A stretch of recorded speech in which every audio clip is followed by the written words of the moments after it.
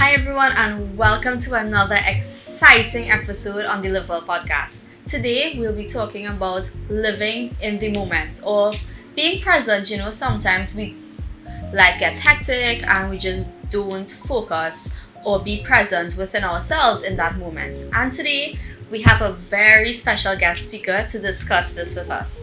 So everyone, please welcome Miss Loriella Mears. Hi Loriella. Hi Josan, so happy to be here with you today. Could you tell everyone about yourself before we start? My name is Loriella Mears. I am a counselor and I have established Royalty Counseling and Coaching. The name really derived from the fact that because of life's experiences, people tend to see themselves as diminished because of things that have happened, timelines that have passed, goals that haven't been accomplished, and so I want to work with people to encourage them to see the greatness within. That's really great. It's lovely to have you Thank here. you. Are you excited to be here? Extremely happy. Okay, same. Thank you so much for this opportunity, Josan. It's no problem at all. So today, sometimes we think so much about the past or we replay scenarios in our head over and over about things that would have happened already, maybe how we should have handled it differently, or even things in the future we think about, whether it's goals that we set for ourselves, we become overwhelmed, just overthinking everything. Sometimes that can be frustrating, and I think we often forget that, life is happening now. So how do we live in the moment? So what is the importance of this? Yes, I'm glad you raised that. The challenge is that we could either be so future focused or backward focused. And it's important to be present in the here and the now. When we look at the past, we could be regretful, we could feel angry, sometimes even about things that didn't happen. And when we look at the future, it can lead to fear, anxiety, and all these different other negative emotions. Why do we need to live in the present? It allows us to enjoy where we are now, in the here and the now. Every season of life brings its own benefits and beauty. And I think it's so important to encourage everyone to encourage where you are right now. It reduces the fear, it reduces anxiety, and it just allows you to have a greater level of gratitude and acceptance for what is happening in your life presently. That definitely happens, when thinking about the future and you become so overwhelmed, there's always that level of anxiety that comes with it. And I think sometimes when it's like things that are going to happen in the near future, for example, sometimes you don't sleep well in the night. So it's easy to say, let's live in the moment, live your best life. But when you think about the practical aspects of it, those worries don't just go away. That's true. So how do we sort of navigate through that and really, truly live in the moment? Okay. So I will present an acronym. Okay. The acronym is JAWS. It's what, sorry? JAWS. JRS. Okay. So when you love something and you enjoy it, you say, oh my God, this is so good. I wish I could bottle it up. I wish I could put it in a jar. So we're going to use that. Okay. So the J stands for journaling. Journaling, yeah. So either journal or record the things that you're grateful for. Because sometimes when we are stressing over things, we forget how much we actually have to be grateful for. Whether it is our health, our family members, our jobs, experiences we've had. The A is for acceptance or even appreciation, because we really need to appreciate the things we have. Sometimes the things we have are the things that somebody else wish they had. The R stands for rest. Okay. It's important sometimes to pause and just enjoy the moment. We just want to pause. We want to enjoy the moment. Whether you're at the beach, you just want to look at the sky. Just enjoy where you are. Enjoy the people you have around you. Because when we don't do that, sometimes we find ourselves in regret later on that, that was actually a good moment. I should have enjoyed it a little bit more. I should have taken pictures. I should have laughed. I should have enjoyed it. And the S stands for single tasking. Single tasking. You know how we're busy these days. And we could be on the phone, same time we're sending an email, we're trying to cook dinner, clean the house. We could be doing 5 things at the same time. But if you're single tasking, then you find yourself actually enjoying and being fully engaged in what you're doing at the moment. So if you're having dinner with your friends, you don't want to be on social media while you're with your friends. You want to be in the moment, enjoying it, just enjoying the people, the things, the experience that you're having right now. Honestly speaking, and I know this is a safe space, right?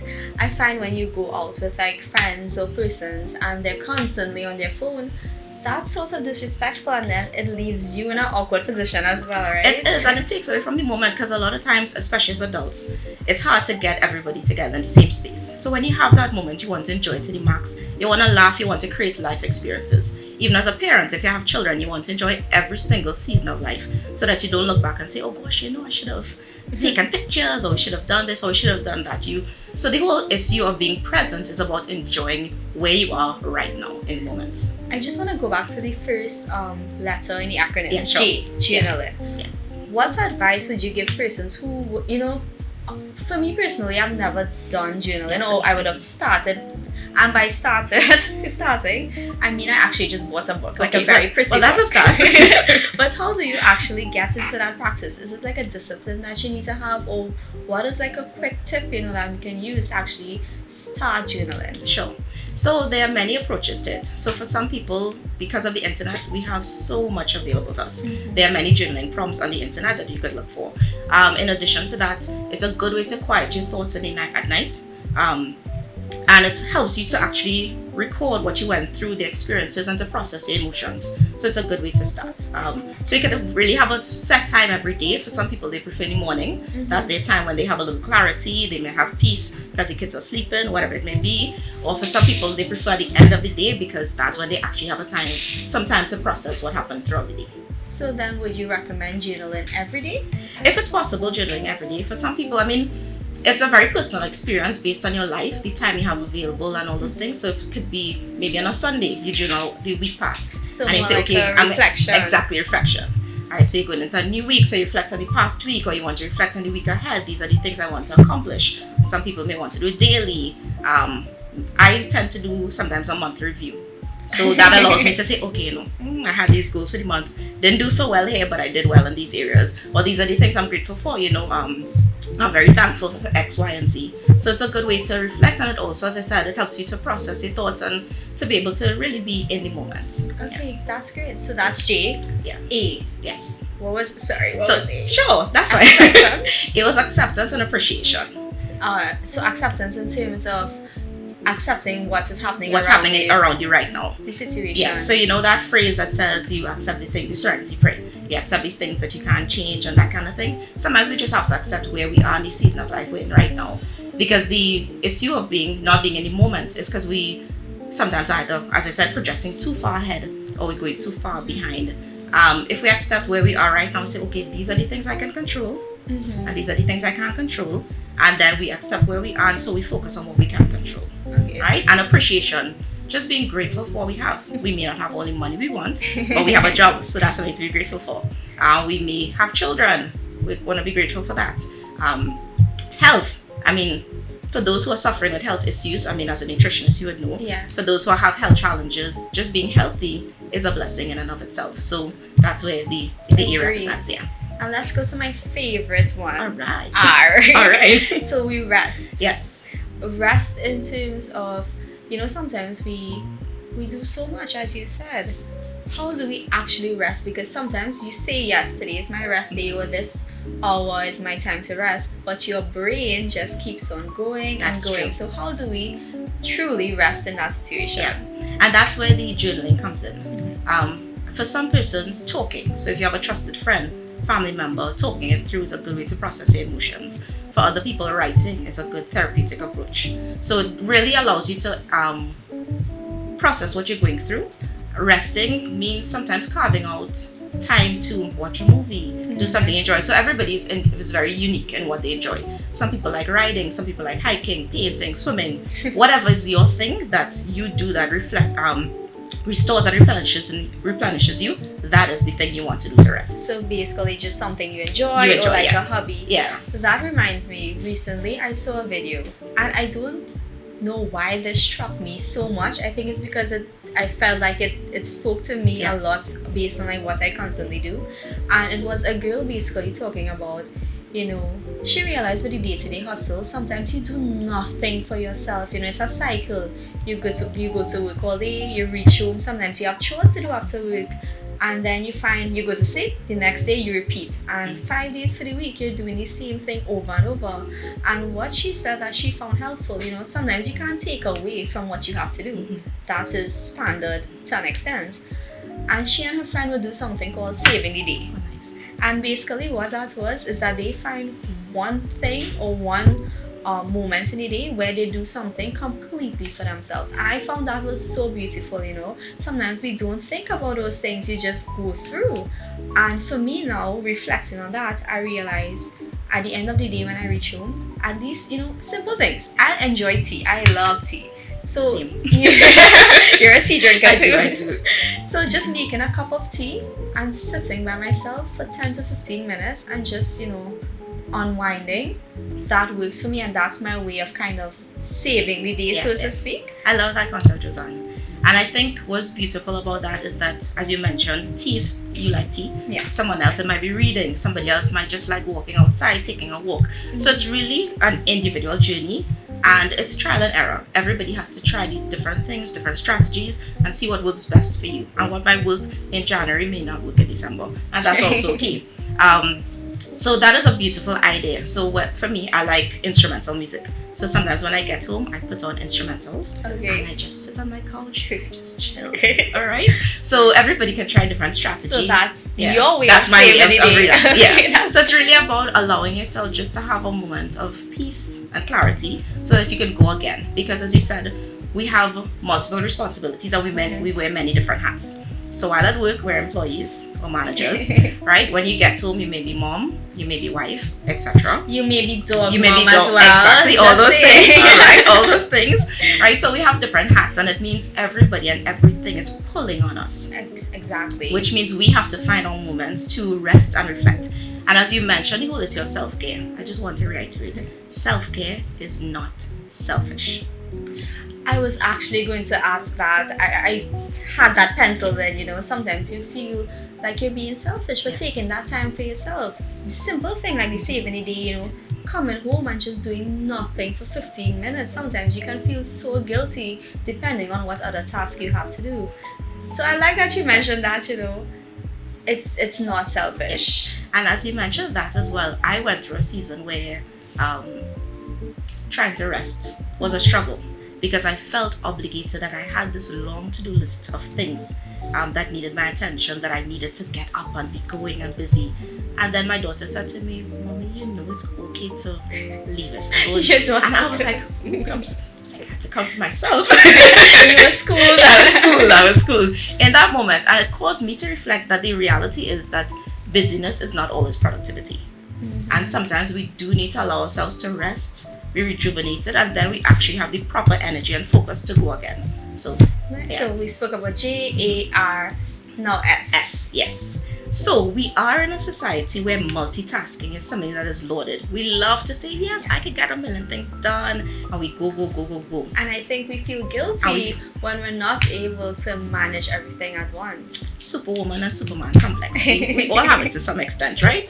But it's okay sometimes to single task. And what I mean by single tasking is just focusing on one thing at that point in time. So going back to the example, you're talking about having dinner with friends or even family. Mm-hmm. If we're having dinner with our family members, it's okay to just put the phone aside and to just sit down and talk. I remember We've forgotten the art of talking, right? So it allows us to just be present in that moment where we can enjoy the experiences, where we can enjoy the people around us, where we could just enjoy what we are doing at the point in time. And what happens when we multitask as well is that our attention is divided in so many different directions that sometimes we're doing many things, but we're not necessarily doing it to the best of our ability. Now that you mentioned, you know, the whole phone issue, that brings me to a very important point: social media. Sometimes we consume a lot of social media content within a short space of time. What do you think? Do we just unplug and, you know, put everything away? I mean, sometimes it's not practical because person's jobs may be based on, you know, social media, but how do we find that balance? I think it's advisable that every day we have a time to unplug. Okay. So even if it's like an hour before bed or a certain time of the day, we just say, okay, at this point in time, I'm going to put my phone away and just be engaged in whatever we're doing at the point in time. Particularly before bed. So we have all these stimuli. We have the audio and the videos and all these different things. And the fact is, our brains don't shut down for quite a while. So we're trying to sleep and then we're talking about rest, but we're not getting quality sleep because we're on social media like 2 minutes before bed, and yes, that we just watch a funny video, Kyle or one of them, and we laughing, but we're still trying to fall asleep. So it's important to allow ourselves to unplug, and being present in the moment means giving our minds time to be at rest and to be at peace. And so it means that's just advisable that we kind of pause at different points of the day and allow ourselves to unplug. Especially nice. I like that. And I've been trying. It's I'm hard. struggling because when you're so accustomed to a routine, right before bed, mindlessly scrolling and laughing, and then immediately get sleepy and fall asleep. But what I've been trying to do, I've started. I put some books next to my bed. So you try to read? Try. Okay, alright, good. And I told myself, before sleeping, it's okay to scroll on the phone maybe like a 15 minutes, but allow 15 to 30 minutes to actually read, whether it's 1 chapter or 2 chapters. Has this been going well? Not particularly, but I'm trying. A for effort. I would take that for sure. So since we spoke about like living in the present and just being mindful overall, I think it's important now that we touch on another aspect of mindfulness, and that is mindful eating. What would you say to like mindful eating? Is this something we should practice? It definitely is. So food is attached to memories. Right. So I don't know if you think about Christmas time when you go into your family's kitchen, depending on your family's culture, the sorrel and the bread and the fruit cake and all these different things. So we want to be able to eat in such a way that we have that pleasant experience. We want to be able to savor our food and just be again in the moment. So this is not talking about counting calories and all these nutritional things or even the restrictions, but it's about enjoying your food, being present in the moment. As a nutritionist, you would also know people eat mindlessly, which is the opposite of mindful eating, where we could just eat at your home relaxing. You just grab the popcorn, you grab the chips, you just grab all these different things, and we want to eat in a way that we are enjoying the food, we're thinking about what we're eating, and we're also enjoying it, just having an enjoyable moment as well.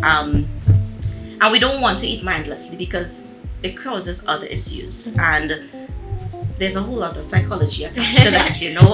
We could find ourselves creating bad habits because we find if we're stressed out, that's the time we grab myself the Coca-Cola or other things. We just grab those things, and that might be the moment of high stress that we just grab for certain things, and we just find ourselves we're not even conscious. But we want to eat mindfully. We want to save our food. We want to take our time and chew. We want to take our time, even if we again creating experiences. If you're at the table with your family, you want to just take your time and just have an enjoyable, fun, memorable experience with your food as well. So I remember as a child, all my friends would finish eating and I'll be the last one because I wanted to enjoy my food. That happens to me now. As an adult, I take quite some time to eat, and it's because you truly experience everything. And I think what a lot of people don't realize, when you eat quickly, you also cause digestive issues as well. So it's not just I need to eat because I need fuel, but think about what happens later on. You may be uncomfortable. Exactly. So, and you also raise a good point. Sometimes when we sit and we watch TV or we're on our phone, we just eat. Sometimes you might not even realize what you're eating, how much you're eating, and you don't pay attention to the food at all. And as you mentioned, the popcorn, that's a really good example, because sometimes we can sit with an entire container of chips, chocolates, whatever it is. The stack of Lay's. And at that moment, your stomach just doesn't feel full because you just keep going. Just keep going. So that's definitely something to practice. Also, sometimes it's difficult. You want to watch TV and it's just like, you're not going to not watch TV. So I think in that instance, so portioning out. I know we're not talking about like nutrition too much, but portioning out your snacks. But it all goes together.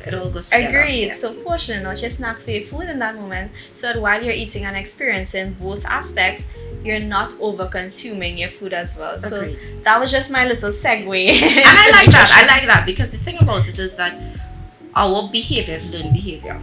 And so if I have learned a particular pattern of eating, then I'm going to pass that on to my children, etc.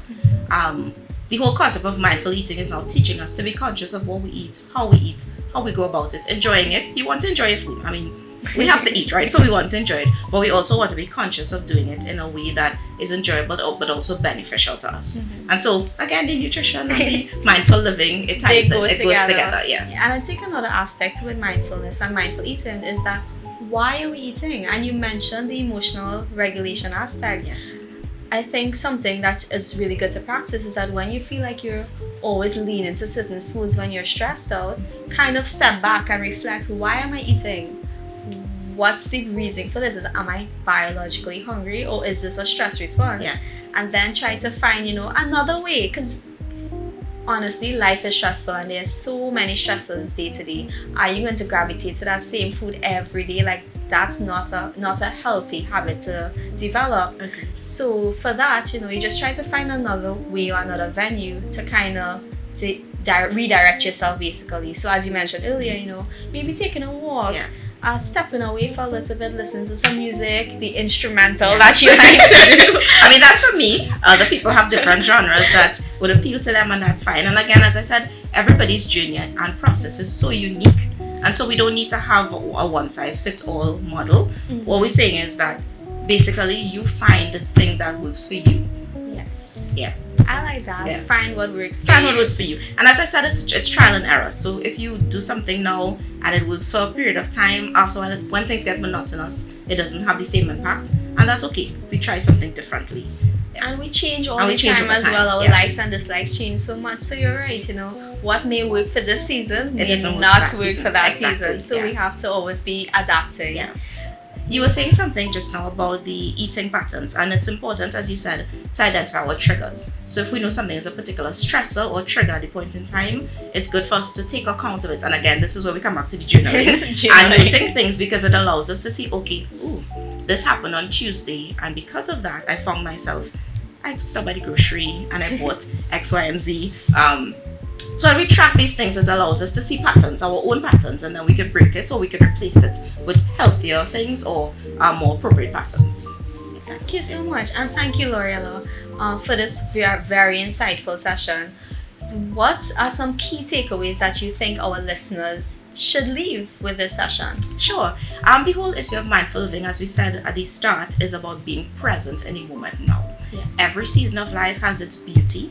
Every season of life has its struggles, and we want to be present in this moment, not thinking too much about next week, next month, next year, or the past, but we want to enjoy it right now so that we can maximize the benefits of this season of life. Lovely. And for me, I think what I would definitely take away from this session would be the journaling. I know it's important. I've heard different persons say how beneficial it has been to them, but I've never actually, had the discipline to journal, and I think it's definitely something I want to give a better effort to. So thank you very much, and I hope you had a great session with me, and thank you to our listeners. Tune in to our next episode where we discuss another topic.